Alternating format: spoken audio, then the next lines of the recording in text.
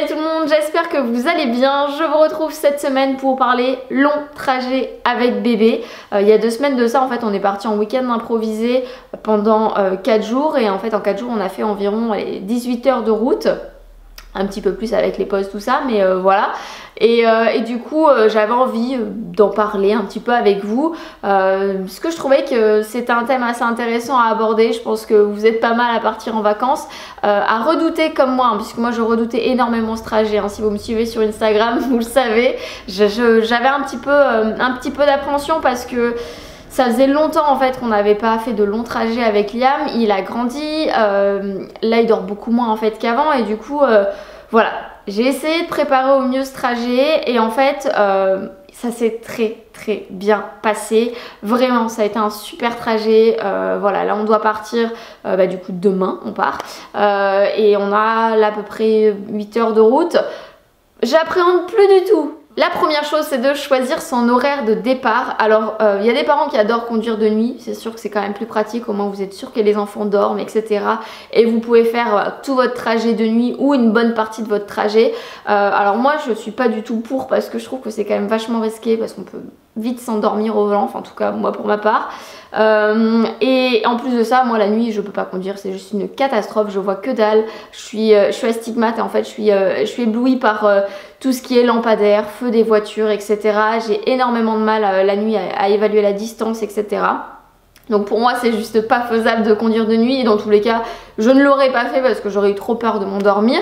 Mais bon, il y en a qui arrivent à le gérer et tant mieux pour vous parce que franchement je sais pas comment vous faites mais moi c'est juste impossible. Donc ce que je vous conseille c'est de partir au moment des siestes quand c'est faisable hein, bien évidemment. Mais du coup l'horaire alors que j'ai choisi, moi c'était de partir le matin vers 10 h parce qu'en fait Liam se réveille assez tôt et ensuite il fait une petite sieste d'1 heure environ, ça dépend des jours hein, mais c'est comme ça hein. Mais ça arrive très souvent en ce moment en tout cas qu'ils dorment 1 heure le matin vers les 10 h. Du coup je me suis dit on partira à 10 h, parfait, au moins il fera sa sieste pendant au moins 1 heure, etc. Et après bon on s'arrêtera pour manger. Donc 30 à 40 minutes après il s'est endormi. Bon pour les 30 à 40 premières minutes ça s'est hyper bien passé hein. Il jouait dans son coin donc tout allait bien. Il s'est endormi, il a dormi une bonne heure. Après il s'est réveillé, ça allait aussi hein, il était voilà, il a retrouvé ses jouets, il a joué un petit peu, etc. Et on va dire que allez, les 30 dernières minutes ont été un petit peu plus agitées.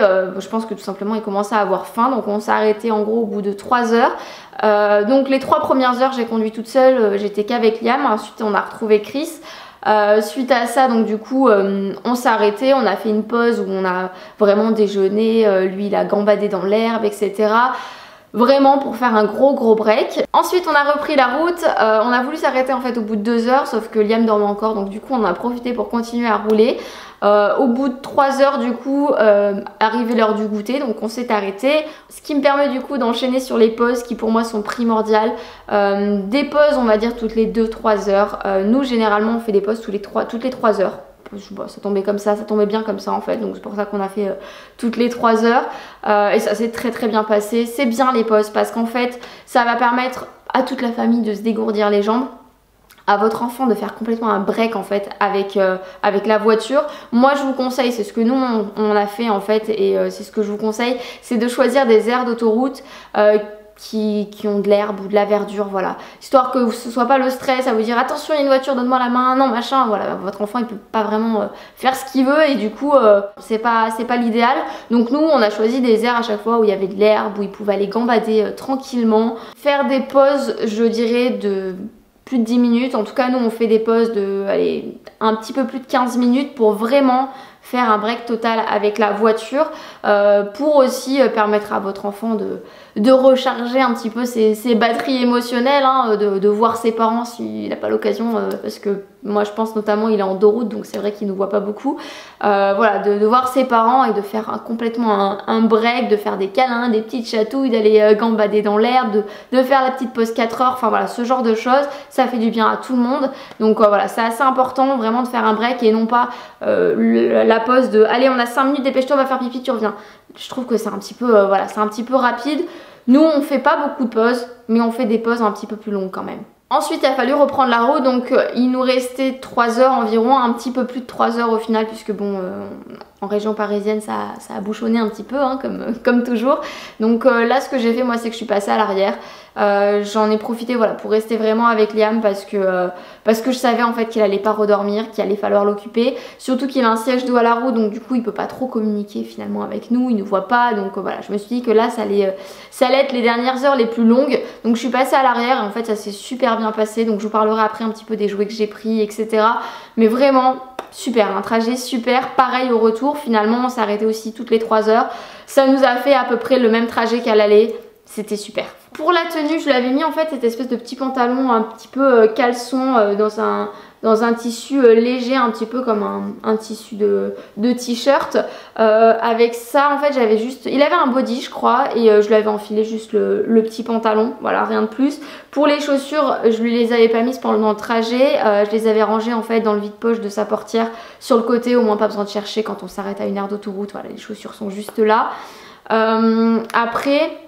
Ce que je vous déconseille d'utiliser, c'est les matières type jean ou alors tous les trucs qui ont des fermetures éclairs, des boutons dans le dos, sur les fesses. Enfin voilà, le truc hyper désagréable quand on reste assis pendant longtemps. Voilà, vraiment un truc hyper simple. Si vous avez un bébé, moi ce que je faisais avant, c'est qu'il voyageait directement en pyjama. Hein. Je me prenais pas la tête, il était bien là-dedans. Donc voilà, quand ils sont petits, c'est quand même l'idéal, je trouve. Après si vous êtes en hiver, moi généralement en hiver déjà tout le temps dans la voiture j'ai une couverture parce que Liam je ne lui mets pas son manteau en fait dans le siège auto en hiver, et du coup il a toujours la petite couverture. Mais du coup pour les longs trajets aussi c'est ce que je faisais, voilà, d'avoir une petite couverture à côté si besoin est. Je pense que voilà, c'est quand même pas mal à avoir dans sa voiture. Ensuite je vais vous parler un petit peu du nécessaire pour le trajet, donc des repas. Donc pour le trajet, mais un repas en plus, on sait jamais si vous êtes coincé dans les bouchons, si quand vous arrivez vous n'avez pas le temps de faire à manger ou j'en sais rien, voilà. Des repas, un repas en plus, de l'eau, hein, prenez des bouteilles d'eau pour vous, hein, pour votre enfant, des bouteilles d'eau en plus. Des collations, style moi je sais qu'il avait des petites galettes c'est pas des galettes, ça ressemble à des galettes de riz mais c'est des galettes de maïs, donc voilà dans le même principe. Donc ça c'était pas mal. Je sais qu'au retour ça m'a servi parce que il s'est impatienté pour manger. Je crois que c'était au retour, je sais plus, j'étais toute seule à ce moment là, je sais plus. Et du coup j'ai pu voilà, lui donner ça pour patienter, parfait. Ça a patienté pile le moment où je devais m'arrêter, donc c'était juste parfait. Donc voilà, des petites collations hein, en fonction de l'âge de votre enfant. Un chauffe biberon ou un chauffe petit pot, moi le mien fait les deux, donc c'est de la marque Baby Move. Par contre ça met beaucoup de temps à chauffer parce que vous le branchez en fait sur l'allume-cigare et franchement ça prend bien 15 minutes. Donc vous le mettez, vous continuez à rouler, voilà. C'est le mieux à faire, au moins vous êtes sûr que quand vous arrêtez c'est chaud. Mais pour le biberon, moi je trouve que l'idéal c'est ce que j'avais fait là, c'est de remplir en fait le matin un thermos d'eau chaude que vous faites bouillir, voilà, dans une bouilloire. Et vous remplissez votre thermos avec de l'eau. Ça vous garde après tout le reste de la journée. Moi c'est simple, ça m'a fait le biberon du midi et le biberon du soir sans problème, c'était encore chaud. Donc voilà, c'est ce que je vous conseille, même faites très attention parce que c'est très chaud hein. En tout cas moi c'est celui du midi, c'était chaud, j'ai dû rajouter de l'eau froide. Donc voilà, c'est le plus rapide à faire, je vous conseille le thermos. Ensuite son petit sac ou un petit sac allongé par exemple avec son nécessaire, donc des couches, des lingettes, un linge, enfin voilà ce genre de trucs. Avec une tenue de rechange aussi, on sait jamais s'il y a un accident sur la route, qu'on soit pas en train de galérer en plein milieu d'une aire d'autoroute à vider la valise pour trouver une tenue. Donc voilà, et puis après bon bah doudou, sucette si vous en avez, voilà. Ensuite là les petits trucs que j'ai pas forcément énumérés avant mais que j'ai toujours en fait en voiture, donc sac poubelle. Toujours utile, on sait jamais. Les pare-soleil aussi, hein, ça je les ai toujours. Le petit miroir Munchkin qui se met à l'arrière quand vous avez un enfant qui est en dos route, c'est hyper pratique. Pareil, un truc que j'ai toujours, c'est un espèce de protège-siège, en fait, toujours de la marque Munchkin. Je vous mets tout ça dans la barre d'infos, quoi qu'il en soit, qui protège en fait le siège quand votre enfant a ses chaussures pour pas salir votre siège. Voilà, ça c'est les petits accessoires que j'ai toujours dans la voiture. Et puis également aussi ce que j'ai toujours dans la boîte à gants, donc style paquet de mouchoirs, et puis des petites lingettes. Je vous avais dit que j'étais en partenariat avec Lilydoo et il m'avait envoyé en fait il y a un petit moment de ça des petits formats de lingettes, style des lingettes voyage, hyper pratiques. Ça je les ai toujours dans la voiture, on sait jamais, ça peut toujours être utile, ça m'a servi plus d'une fois, donc vraiment hyper pratique. Et c'est des lingettes mais vraiment en petit format, très très bien. Les lingettes Lilydoo, moi je vous les conseille, elles sont super. Moi celles que je prends c'est celles qui sont à 99% d'eau, enfin voilà, c'est vraiment de la lingette et de l'eau, donc c'est vraiment l'idéal, c'est celle que je préfère. Et puis après de quoi occuper bébé, alors moi quand il avait moins d'1 an clairement les trajets c'était pas un souci. On avait en gros un espèce de petit serpentin qui était accroché à son cosy, voilà, petit serpentin ludique avec plein de petites choses qui pendent, ça il aimait beaucoup. Généralement je le prenais aussi style Fanfan le Fan, là, le cousin germain de Sophie la girafe, donc ça c'était bien pour les dents. J'avais aussi une petite peluche, c'était un lapin en fait, avec plein de petites choses à faire dessus, donc voilà, c'est une espèce de petite peluche éducative, donc il adorait cette peluche. Donc voilà, ça c'est le genre de truc que j'avais en fait quand il avait moins d'1 an. C'était largement suffisant en fait. Après là j'ai pris un sac en tissu style tote bag et dedans en fait je lui ai mis tous ses jouets. Je les ai accrochés en fait sur le siège du milieu, ce qui faisait qu'il avait accès en fait à tous ses jouets de lui-même, donc ça c'était hyper pratique. Et dedans j'avais mis plein de petits jouets. Généralement je vous conseille de pas sortir tous les jouets tout de suite parce que autant qu'il les redécouvre petit à petit et puis pendant tout le long du trajet qui va être quand même long. Après prendre ses jeux préférés. Moi actuellement Liam adore empiler les trucs, donc du coup il a des espèces de petits jeux en plastique à empiler. Je mettrai une photo pour que vous puissiez voir de quoi je parle. Donc ça il adore, il enlève, il remboîte, il adore faire ça. Et puis également ces petits verres pour le bain, il a des petits verres à empiler aussi, il adore aussi, donc je l'avais pris ces petits verres pour le bain.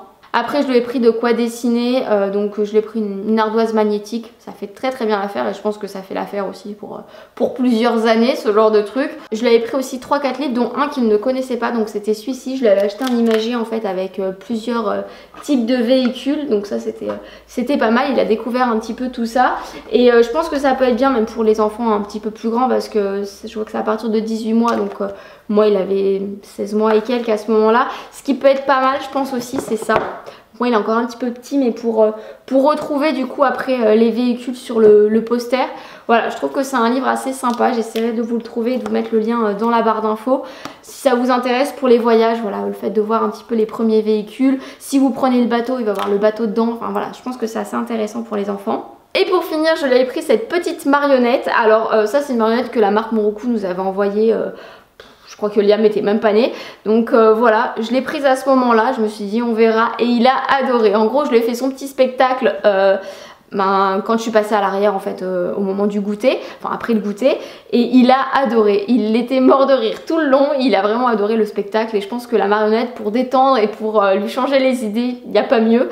Des marionnettes après vous en avez dans plein de marques, je sais que Ikea en fait aussi pour pas grand chose, donc voilà, vous avez également des petites marionnettes de doigts, enfin voilà, à vous de choisir celles qui vous conviennent, mais clairement je pense que ça peut être une très bonne idée pour changer les idées des enfants. Donc voilà pour cette vidéo, j'espère en tout cas qu'elle vous aura plu, j'espère aussi qu'elle pourra vous aider pour vos futurs trajets ou alors qu'elle vous permettra aussi de moins appréhender les longs trajets puisque finalement tout peut très bien se passer. Donc voilà, je vous fais à tous de très gros bisous et je vous dis à la prochaine. Ciao.